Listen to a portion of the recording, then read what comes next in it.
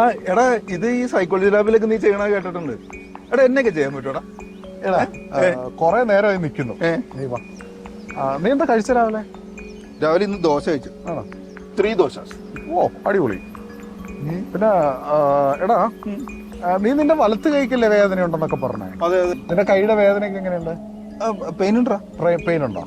അപ്പൊ ഒരു കാര്യം ചെയ്യും, നീ മസിൽ വിട്ട് റിലാക്സ് ആക്കി ബോഡി റിലാക്സ് ആക്കി. ഞാൻ പറയണത് നീ കേക്കടാ, റിലാക്സ് ആക്കി. ഈ കൈക്ക് എങ്ങനെയുണ്ട്?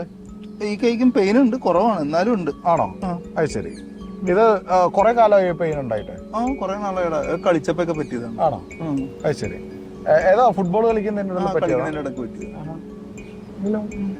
നീ എന്താണോ നീ മസിൽ പിടിച്ചിരിക്കുന്നതിന്റെ കുഴപ്പമാണത് ഇതിന്റെ പ്രശ്നം. അപ്പൊ നീ റിലാക്സ് ആയില്ലേ? റിലാക്സ്.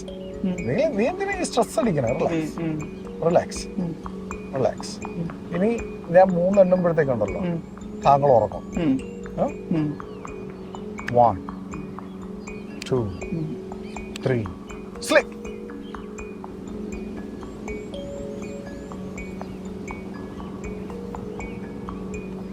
ഇനി നീ കണ്ണു തുറക്കുമ്പോണ്ടല്ലോ നിന്റെ അടുത്തിരിക്കുന്ന എന്നെയല്ല നീ കാണുന്നത്.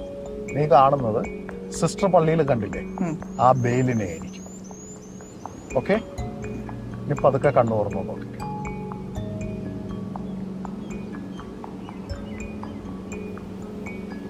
ഹലോ.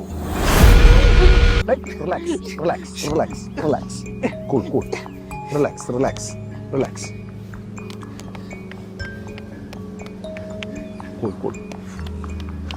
മനസ്സിലായ? ഇതുകൊണ്ടാണ് ഞാനിത് കൂട്ടുകാർക്ക് കാണിച്ചു കൊടുക്കാത്തത്. ചെകുത്താൻ ഓരോ പണി ഉപയോഗിച്ചിട്ട് ചിരിക്കണണ്ട. എടാ